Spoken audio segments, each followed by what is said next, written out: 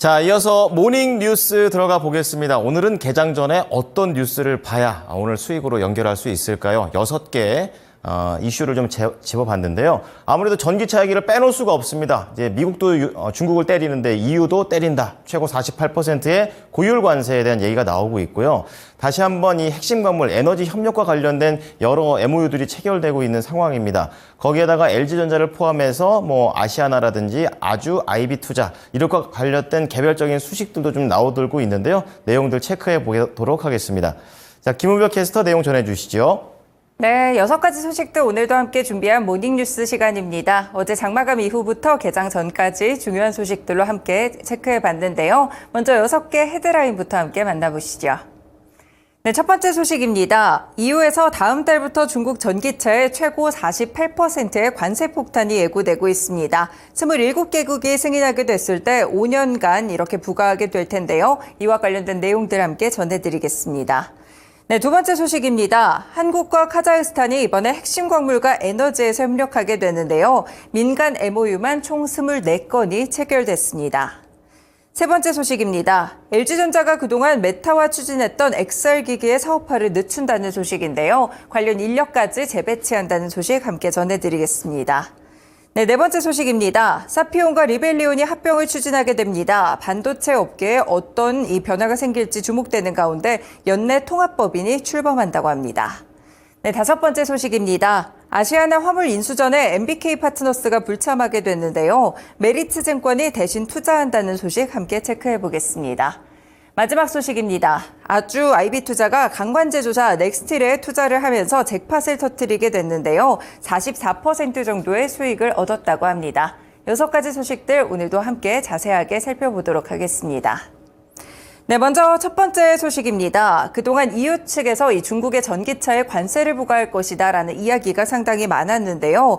일단 유럽연합이 현지 시간 12일 보조금을 이유로 중국 전기차에 최고 48%의 관세 폭탄을 예고했습니다. 다음 달부터 임시조처 성격으로 상계 관세가 부과될 예정인데요. 올 하반기에 27개국이 승인하게 된다면 향후 5년간의 시행이 확정됩니다.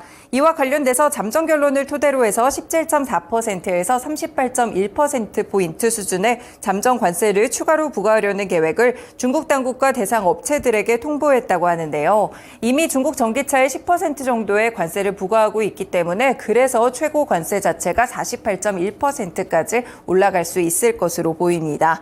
인상된 관세율은 조사의 협조 여부나 제조업체에 따라 다른데요. 비아디, 지리, 상하이 자동차에는 각각 17.4%포인트, 20%포인트, 38.1%포인트의 추가 관세율을 설정했다고 합니다. 조사에 협조한 중국 전기차에게는 평균 21%포인트의 추가 관세가 부과되면서 최종적으로 31%포인트 정도의 관세가 이번에 적용되게 됩니다. 중국 공장에서 생산돼서 유럽으로 수출되는 테슬라나 BMW 등도 함께 영향을 받게 되는데 평균치인 21%포인트의 추가 관세가 적용될 가능성이 있다는 점 확인해 볼 수 있겠습니다. 하지만 아직까지는 잠정 결론만 내린 상태이기 때문에 조사가 계속 진행이 되고 있어서 이와 관련돼서 자료를 토대로 해서 추가 조사를 거쳐서 이보다는 조금 낮은 관세가 또 결정이 될 수 있다고 하는데요. 일단은 전반적으로 어느 정도의 윤곽이 나왔다는 점에서 2차 전지와 관련된 종목들 다시 한번 확인해 볼 수 있겠습니다. LG에너지솔루션, 삼성 SDI, 에코프로비엠, LNF 이외에도 2차 전지 종목들에 대해서 주목도 높여보시면 좋을 것 같습니다. 네, 두 번째 소식 함께 보겠습니다. 이번에 한국과 카자흐스탄이 핵심 광물과 에너지, 무역투자 금융, 신산업 소비재 등 다양한 분야에서 협력을 확대하게 됐습니다. 산업통상자원부에 따르면 한국무역협회와 함께 이 카자흐스탄의 수도 아스타나에서 한 카자흐스탄 비즈니스 포럼을 열고 이 같은 내용을 논의했다고 하는데요. 이 비즈니스 포럼에는 양국 기업인 등을 포함해서 총 300여 명 정도가 함께 참석을 했다고 합니다. 이 가운데 24건의 민간 MOU가 체결됐다는 점을 볼 수가 있겠는데요.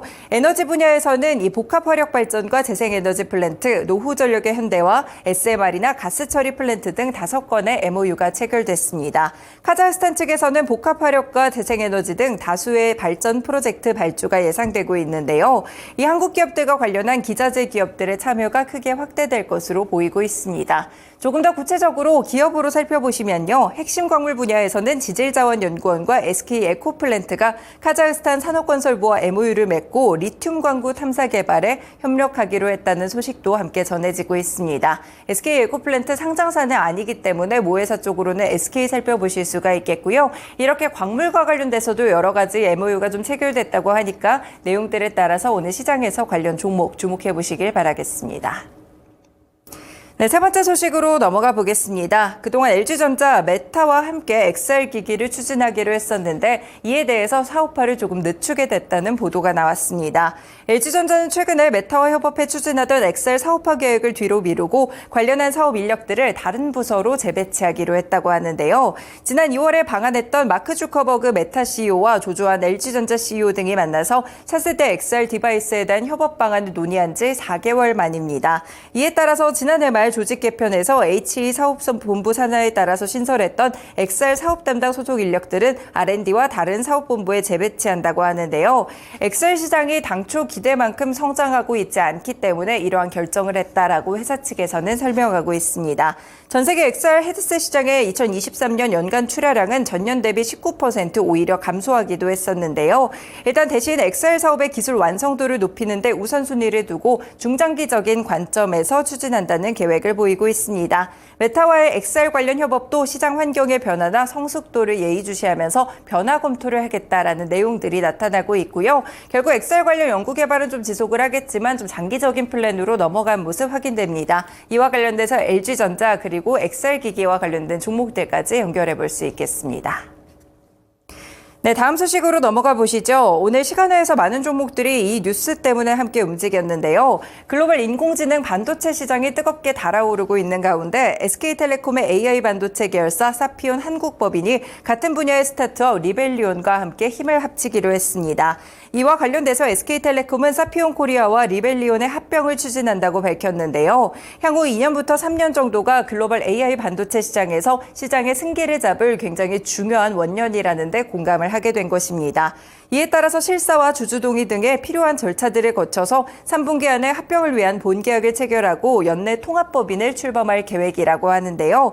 통합법인의 경영은 시장 상황에 민첩하게 대응하기 위해서 스타트업인 리벨리온이 담당하게 되고요. 대표 또한 리벨리온의 박성현 대표가 맡게 됩니다. 사피온의 미국 법인은 이번에는 합병되지 않고 추후에 역할에 대한 검토가 있을 것으로 보이는데요. 다만 아직까지는 합병 추진에 대한 초기 단계인 만큼 현재 합병 법인의 명칭이라든지 지분 비율은 전해지지 않았다고 합니다.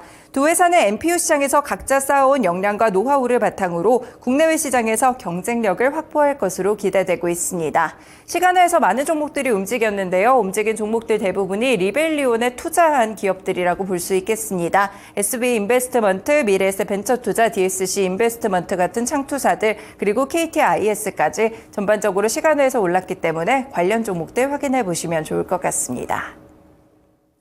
네, 다섯 번째 소식 넘어가 보시죠. 계속해서 개별 소식 살펴보실 텐데요. 아시아나 항공의 화물인 수전에 뛰어든 에어프레미아 컨소시엄에서 MBK 파트너스가 빠지고 메리츠 증권이 참여하게 됩니다. 이번에 MBK 파트너스는 스페셜 시츄에이션 2호 펀드를 통해서 CB 형태로 에어프레미아 컨소시엄에 3천억 원을 출자하려 했지만 결국에는 투자 확약서를 제출하지 않았는데요. 실사 결과 재무적 투자자로서 기간 내 내부 수익률 기준을 충족하기 어려울 것이라는 판단 아래 이같이 결정했습니다. 그리고 이 MBK 파트너스가 빠져나가게 된 빈자리는 이 관련해서 또 메리츠 증권에서 채운다고 하는데요. 이렇게 화물 매각이 중요한 이유는 결국 대한항공과 아시아나 항공의 합병을 위해서 선결 과제로 꼽히고 있기 때문입니다. 관련해서는 또 관련된 아시아나 항공까지 아시아나 IDT 같은 이 그룹주들 체크해 볼 수 있겠습니다. 네, 마지막 소식도 함께 보시죠. 계속해서 투자 관련 소식인데요. 아주 IB투자가 지난 2021년 원익투자 파트너와 이 컨소시엄으로 투자한 유종용 관관 제조사 넥스틸에 대한 투자금 회수를 마무리했다고 합니다. 이번 투자에 따라서 내부 수익률이 무려 44%에 달한다고 하는데요. 아주 IB투자와 원익투자 파트너스는 넥스틸의 투자금 전액 회수를 마무리했다고 결정을 하기도 했었고요. 이와 관련돼서 이 2021년 6월쯤에 원익아주 턴어라운드 1호 PEF를 결성하기도 했습니다. 그 이후에는 2022년 6월부터 본격적으로 투자 회수를 개시하기도 했었는데요. 그동안 계속해서 수익 실현을 하기 위해서 꾸준하게 장내 매도를 진행해 왔었고 지난 5일에 전량 매각을 완료했다는 소식도 함께 나타나고 있습니다. 이 넥스틸은 북미 시일가스 생산용 유정관 및 송유관 분야에서 품질이 인정받은 종합 강관 제조사인데요. 최근에 넥스틸은 이 관련해서 이 국내에서 동해 석유 시추와 관련돼 묶이게 되면서 크게 급등하는 바를 보이기도 했습니다. 이와 관련해서 언급된 기업들 체크해 볼 수 있겠고요. 아주 IB투자와 넥스틸까지 함께 확인해 보시면 될 것 같습니다. 네, 이렇게 개장 전에 중요한 소식들 6가지 함께 전해드렸습니다. 모닝뉴스였습니다.